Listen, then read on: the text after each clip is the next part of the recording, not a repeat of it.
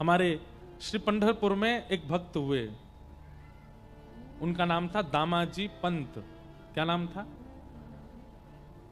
श्री दामाजी पंत। एक राजा के, एक बादशाह के सूबेदार थे। आज की भाषा में कहें तो एक तहसील के रक्षक थे। एक बादशाह के अंतर में जितने जिले आते हैं, तहसील आती है, उनके एक एक रक्षक बना दिए जाते। तो एक जगह के सूबेदार थे। सोलापुर के पास में एक जगह है, वहां के। एक बार अकाल पड़ा और उस अकाल के कारण लोगों के लिए भोजन की व्यवस्था नहीं थी।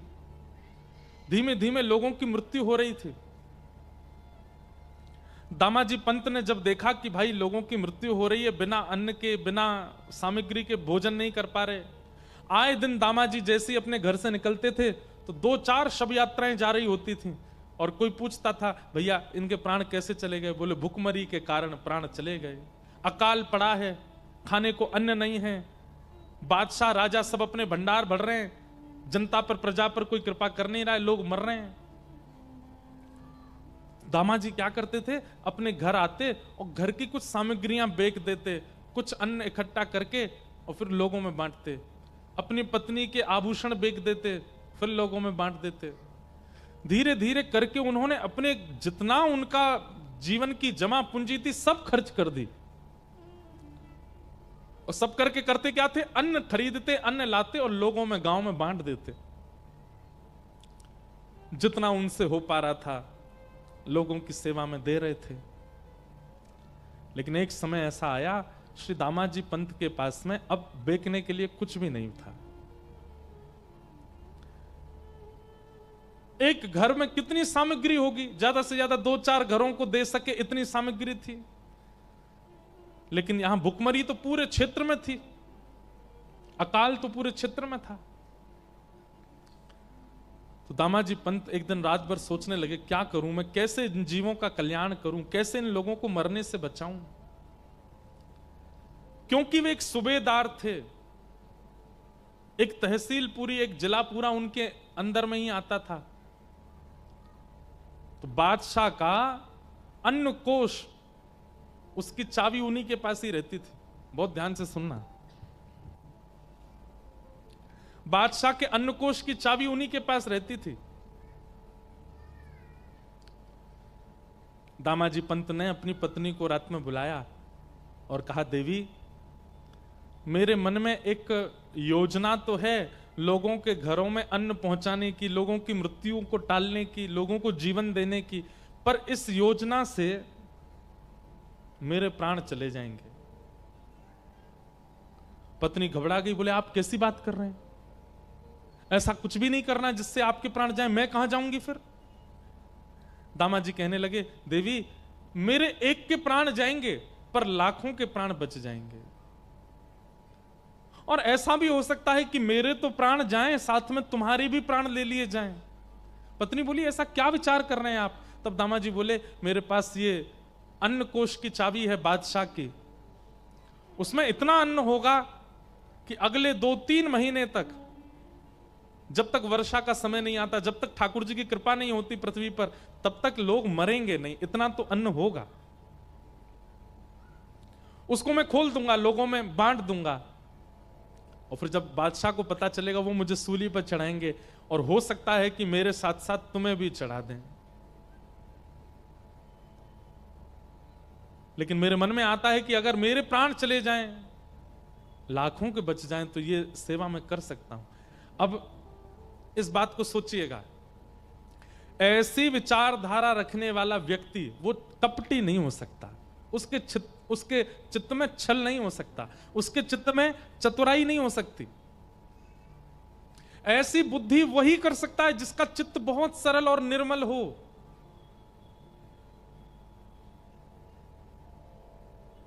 हम लोग ऐसी विचारधारा वाले नहीं हैं।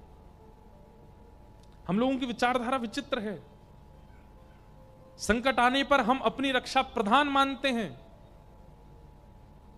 इसलिए हम लोग अब सहज नहीं बचे। हम जो इस काल के लोग हैं, हम में से सहजता, सरलता, निर्मलता निकल चुकी है, इसलिए हमको ज्ञान वैराग्य का आश्रय लेना पड़ेगा अपने कल्याण के लिए। प्राचीन भारत के लोग सरल थे, सहज थे, चतुर नहीं थे, इसलिए भक्ति मात्र उनका कल्याण कर देती थी। दामाजी पंत ने अपनी पत्नी से कहा, मैं अन्न कोष खोल करके लोगों में बंटवा दूं, मेरे प्राण तो जाएंगे पर इतने लोग बच जाएंगे। पत्नी ने कहा, मुझे स्वीकार है, आप कीजिए।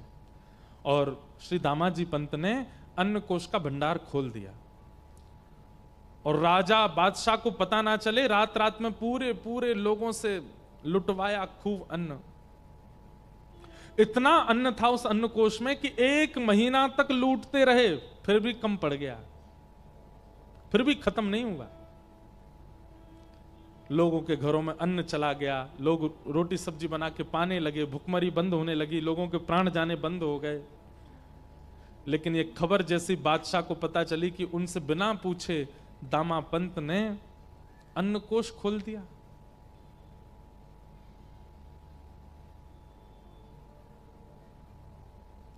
बादशाह ने आज्ञा कर दी, तुरंत बंदी बनाओ और दामा पंत को पकड़ करके बंदी बना करके सूली पर चढ़ा दो। मुझसे बिना आज्ञा लिए इसने ये किया कैसे? राजा के जो सेना थी उस सेना गई घोड़ों पर बैठ करके। दामाजी को पता था कि एक दिन तो ये होना है, और आज जैसे ही सैनिकों को आते देखा, अपनी पत्नी को मुस्कुरा कर देख करके बोले, देवी अब मुझे आज्ञा दो, अब मुझे जाना होगा। देखो ये सब आ रहे हैं, ये मुझे ले जाने ही आ रहे हैं और मुझे सूली पर चढ़ाएंगे। तुम ध्यान रखना अपना, और अपनी भक्ति तो करना ही, साथ ही मेरा स्मरण करके मेरा भजन की जो क्रिया है उसको भी तुम करती रहना। पत्नी बहुत रोई, दामाजी को बंदी बना लिया और बंदी बना करके सेना जो थी ले जाने लगी। चलो राजा की आज्ञा है, तुम्हें सूली पर चढ़ाना है। हाथों में हथकड़ी, पैरों में बेड़ियां बांध करके ले जा रहे थे दामाजी को। थोड़ी दूर पर पंढरपुर आया और पंढरपुर आते ही नेत्र सजल हो गए श्री दामाजी के। और जो सेनापति था उससे कहा, एक अंतिम इच्छा मेरी पूरी कर देंगे आप? बोले क्या? ये मेरे इष्ट का स्थान है, श्री पंढरीनाथ भगवान यहां विराजते, आपकी अगर आज्ञा हो तो मैं ठाकुर जी को केवल प्रणाम कर लूं। प्रणाम करके मुझे बस उनका दर्शन करना है। ठाकुर जी के सन्मुख दामाजी को ले गए। दामाजी ने सजल नेत्रों से कहा, हे विठल, हे विठोबा, मैंने अपने लिए कुछ नहीं किया, केवल आपको भजने वाले वैष्णव, आपके जन, ये संसार के लोग ये केवल खा सकें, इनके अकाल मृत्यु से, अकाल कारण से मृत्यु ना हो, बस इसलिए मैंने वो अन्न कोष खोल दिया। किया मैंने गलत है, ये अपराध मैंने किया कि एक बादशाह का अन्न कोष, एक राजा का अन्न कोष उससे बिना पूछे मैंने खोल दिया। लेकिन मैं अगर उनसे पूछने जाता तो वो कहीं ना कहीं चाबियां भी मुझसे अपने पास रख लेते और फिर मैं जीवन में कभी मानव सेवा नहीं कर पाता, लोगों को अन्न नहीं दिलवा पाता। इसलिए मैंने उनसे पूछना उचित नहीं समझा, बिना पूछे ये क्रिया मैंने की, जो कि है तो अपराध। लेकिन भगवान, इस अपराध से क्रुद्ध होकर के, नाराज होकर के आप चाहे जो मुझे दंड दीजिएगा, पर नाथ अपने से दूर मत कीजिएगा। पंढरीनाथ भगवान से प्रार्थना कर रहे हैं, नेत्र सजल हैं। प्रबल प्रेम के पाले पड़कर हरि को नियम बदलते देखा, अपना मान टले टल जाए, पर भक्त का मान न टलते देखा। मेरा भक्त रो रहा है, मेरा प्रिय रो रहा है सामने बैठकर के, ठाकुर जी कैसे सहन कर पाते? इतने में ही श्री पंढरीनाथ भगवान एक नन्हे से कुमार बालक का रूप धारण किया। सुंदर कटाक्ष नेत्र हैं, सुंदर नासिका है, सुंदर अधर, सुंदर कान, सुंदर हाथ, सुंदर पैर, सुंदर छोटी सी पोशाक पहनी, सिर पर पाग बांधी, और महाराज तैयार होकर के बिल्कुल नटखट से एक नन्हे से कुमार बालक, मतलब लगभग आयु होगी 10-12 वर्ष की, और चाल ऐसी, ढाल ऐसी कि जो देखता है वही न्योछावर हो जा रहा है। एक बालक का रूप धारण करके बादशाह की सभा में पहुंच गए ठाकुर जी। द्वारपालों ने रोका, कौन हो? केवल तिरछी नजर से उनको देख लिया। नजर से देख करके जो रोकने वाले थे द्वारपाल, तो भूल गए इनको पूछना है, करना है, कुछ कहना है। ठाकुर जी बोले, अब बताऊं मैं कौन हूं? द्वारपाल बोले, नहीं नहीं, तुम जो भी हो बस हमारे नेत्रों के आगे ही रहना, दिखते रहो, बहुत अच्छे हो, जाओ भीतर जाओ। ठाकुर जी का सबसे बड़ा बाण यदि कोई है तो वो है उनका रूप, इतना सुंदर बना लेते हैं। कभी कभी मेरे मन में आता है कि राधा रमण, राधा वल्लभ बिहारी जी, पंडरीनाथ इतने सुंदर हैं कि महाराज जी स्थिर रहते हैं तो लाखों लोग इन पर दीवाने होते हैं। कहीं ठाकुर जी सचल प्रकट हो गए तो हम लोगों की स्थिति क्या होगी? पता है क्या होगी स्थिति? प्राण वार देंगे हम तो। कृष्णदास किए प्राण न्योछावर। ठाकुर जी पे अभी तो आप 500 की नोट चढ़ाते हो, अभी तो आप हीरा चढ़ाते हो, अभी तो आप सोना चांदी चढ़ाते हो। कहीं ठाकुर जी सचल प्रकट हो गए तो फिर प्राण ही चढ़ा दोगे। बोले, नाथ ऐसे ही देखत रहूं तो मैं जन्म सफल कर मानूं। इतना सुंदर वेश धारण करके ठाकुर जी जैसे ही पहुंचे राजा की सभा में, बादशाह की सभा में, बादशाह ने पहले तो चाल देखी, चाल देख करके आनंदित हो गया। जबकि स्वभाव ऐसा है कि पहले कितनी दोहरियां हैं, सब पे रोक दिया जाता है लोगों को, लेकिन चाल ढाल रूप इतना सुंदर कि सब रोकना भूल गए उनको। बादशाह भी कहना तो चाह रहा है, सेनापति मंत्री जाके देखो ये कौन है, लेकिन शब्द ही नहीं निकल रहा मुख से। बस मन हो रहा है ये थोड़ा और समीप आए, थोड़ा और समीप आए, थोड़ा और पास आ जाए, थोड़ा और पास आ जाए। ठाकुर जी आके सामने खड़े हो गए। बादशाह ने पूछा, तुम्हारा परिचय, कौन हो? बोले, मेरे नाम तो अनेक हैं पर प्यार से सब लोग मुझे विठू विठू बुलाते हैं। क्या नाम है तुम्हारा? बोले, विठोबा। विठोबा? हाँ, कितना सुंदर नाम है, जितने सुंदर तुम उतना ही सुंदर तुम्हारा नाम है। कैसे आना हुआ तुम्हारा हमारे यहां? बोले, अरे मेरे स्वामी हैं, मैं जिनका दास हूं, मैं जिनका सेवक हूं, ऐसे मेरे स्वामी, मेरे महाराज, मेरे सर्वस्व। कौन? आपके सूबेदार श्री दामाजी पंत, वो मेरे स्वामी हैं। मैं उनके यहां नौकरी करता हूं, मैं उनका सेवक हूं। उनका बहुत सारा धन मेरे पास पड़ा था, मैंने बहुत बार उनसे कहा कि आप आके ले लीजिए, लेकिन वो इतने व्यस्त थे कि वो नहीं आ पाए। इतने उदार, अपना सारा धन मेरे पास छोड़ दिया। पर आज मुझे पता चला कि उनके धन, आपकी किसी सामग्री का उन्होंने प्रयोग किया जिसका धन वो चुका नहीं पाए, आप उनको सूली पे चढ़ा रहे हो। तो मैंने सोचा कि उनका जो बकाया धन है जो मुझ पर है वो मैं आपको दे देता हूं ताकि उनकी मृत्यु टल जाए। बादशाह बोले, इधर देखो सब लोग, इधर देखो, यहां देखो, कथा सुनो।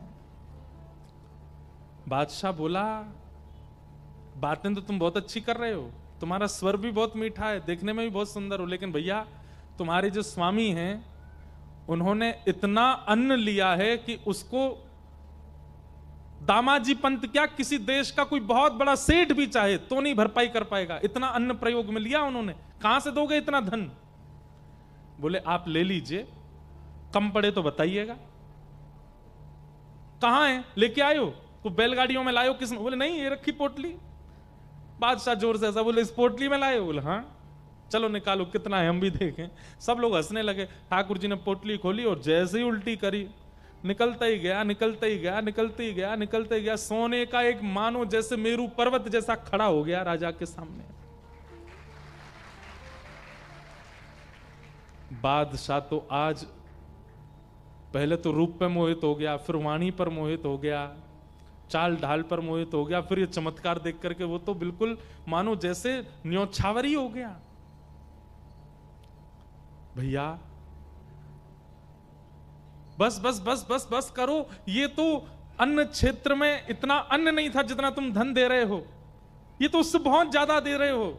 और ये कैसा तुम्हारे पास ये चमत्कारी तुम्हारा ये झोला है छोटा सा, इसको उल्टा कर दे, इतना निकल रहा है। ये मेरे स्वामी श्री दामाजी पंत ने मुझको दिया है। आपसे प्रार्थना है मेरे स्वामी को मुक्त कर दीजिए। ऐसा कह करके पोटली अपने कमर पर बांध के ठाकुर जी तो वहां से चाल ढाल करते चले गए। राजा देखता ही रहा अपलक नेत्रों से। और जाते जाते ठाकुर जी गए और जाकर के राजा से बोले, अब धन पर्याप्त है ना? बोले हाँ। अब एक पत्र में लिख दीजिए कि आपने दामाजी पंत ने आपके समस्त अन्य क्षेत्र का धन आपको चुका दिया और आप उनकी मृत्यु जो दंड आप दे रहे हैं उसको आप टालते हैं, अपना हस्ताक्षर करके मोहर लगा दीजिए। और एक पत्र पर सब लिखवा करके मोहर लगा के हस्ताक्षर करवा के ठाकुर जी तो चले गए। बादशाह देखता ही रह गया। दामाजी पंत का नित्य नियम था, गीता जी का पाठ करते थे। आज सूली पर चढ़ना था उनको प्राण त्यागने के लिए। अपने अंतिम समय में अपना नित्य कर्म कर रहे थे। संध्या वंदन करके गीता जी जैसे ही उन्होंने खोली उसमें वो पत्र मिला। पत्र में लिखा था, श्री दामाजी पंत ने जितना अन्न प्रयोग किया सबका धन चुका दिया। बादशाह के हस्ताक्षर और नीचे मोहर। गीता जी में वो मिल गया।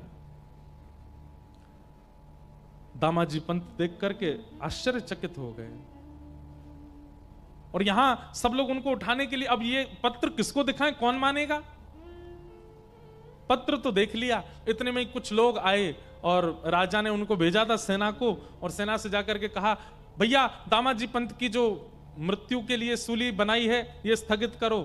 क्यों? बोले इन्होंने सारा धन चुका दिया है और इनका सेवक गया था वहां राजा के यहां, बादशाह के यहां जाकर के उसने धन चुका दिया है, इनकी अब मृत्यु टल गई है। दामाजी पंत समझ गए, बोले कि ये कोई और नहीं कर सकता। इतना धन कौन देगा अन्न के लिए? आज के युग में कोई और देश का बादशाह भी चाहे तो इतना धन नहीं दे सकता। ये तो मेरे श्री पंडरीनाथ की कृपा है। मृत्यु टल गई। आप दौड़े पंडरीनाथ भगवान का दर्शन करने के लिए। यहां पीछे बादशाह, वो जब से ठाकुर जी दिखे उसको बावड़ा हो गया था, उसको कुछ सुहाई नहीं रहा था। वो बोला वो तो मिल नहीं रहा जो आया था, कम से कम दामाजी के पास ले जाओ, वो अपने सेवक से मुझे मिलवा दें। बादशाह को लेकर के दामाजी पंत के पास गए। दामाजी पंत बैठे थे पंडरीनाथ भगवान के मंदिर के बाहर, और बादशाह ने जाकर के उनको पहले प्रणाम किया। दामाजी पंत बोले, अरे बादशाह आप इस प्रकार प्रणाम मत कीजिए, आप इसके हम इसके अधिकारी। बोले नहीं नहीं भैया, आप इसके अधिकारी हो, सब बातें बाद में होंगी, जो कहना सुनना सब बाद में होगा। तुम्हारा एक सेवक आया था जो सारा धन दे करके गया, उसका नाम विठोबा था। वो सेवक तुम्हारा कहां है? हम तुमसे जीवन में कभी कुछ नहीं मांगेंगे, और भैया तुमको सूबेदार नहीं, हम तुमको अपना मंत्री बना देंगे, बस अपना वो सेवक हमको दे दो। दामाजी पंत बोले, मेरा कोई सेवक नहीं है स्वामी, मैं सबका सेवक हूं, मेरा सेवक कौन है? अरे बोले वो सांवला सा था, उसकी चाल बड़ी मधुर थी, बोलता था तो ऐसा लगता था मानो मिस्री निकल रही है। बोलता वो था, मुंह में पानी हमारे आता था। ऐसा पहली बार देखा कि किसी की वाणी सुन के मुंह में पानी आता हो, किसी का दर्शन करके रोम रोम पुलकित होता हो, किसी को देख करके आंखें झपकना भूल जाती हूं। मुझे रात भर नींद नहीं आती है, मुझे वही दिखता है। मैं तुमसे हाथ जोड़ के प्रार्थना करता हूं, हम धन कोष तुमको दे देंगे, अन्न कोष तुमको दे देंगे, अपना वो सेवक हमको दे दो। बादशाह का हाथ पकड़ करके दामाजी पंत सीढ़ियों पर लेकर के गए और कहा, नेत्र उठा करके देखो, कहीं ये तो नहीं थे? सामने श्री पंडरीनाथ भगवान खड़े थे। जैसे ही बादशाह ने दृष्टि उठा करके देखा तो बाकी सबको तो वो पंडरीनाथ जी के रूप में दिख रहे थे, पर बादशाह के आगे वो साक्षात जो विठोबा आया था वैसे ही प्रकट हो गए। और प्रकट होकर के वैसे ही नैन मटकाने लगे, वैसे ही मुस्काने लगे, वैसे ही अपने अंगों को हिलाने लगे। बादशाह देख करके उनका मुरीद हो गया, हृदय से लगा लिया। दामाजी पंत ने बोले, भाग्यशाली हो भैया तुमने कोई जप नहीं किया, तप नहीं किया, कोई पुण्य नहीं किया, तुमने साक्षात हमारे परमात्मा का दर्शन कर लिया। तुम्हारे यहां जो विठोबा आए थे वो यही है, यही पंडरीनाथ ही आए थे। दामाजी पंत ने तो सब छोड़ करके पंढरपुर वास कर लिया। उस बादशाह ने भी नियम बना लिया, हर महीने की एकादशी पर पंढरपुर जाना, और श्री पंडरीनाथ जी का दर्शन करना, विठोबा विठोबा कहकर के रोना और नित्य प्रार्थना करना, एक बार वैसी चाल, वैसी ढाल, वैसा रूप दिखा दीजिए ठाकुर जी। सरलता, सहजता, निर्मलता, ये चित्त में जितनी ज्यादा व्याप्त करेंगे, भक्ति उतना जल्दी कल्याण करेगी। जितने ज्यादा आप चतुर बनते जाएंगे, जितने ज्यादा छल कपट ईर्ष्या चित्त में प्रकट होगी, उतना आपको ज्ञान और वैराग्य की आवश्यकता पड़ेगी अपने कल्याण के लिए। नहीं तो भक्ति केवल पर्याप्त है।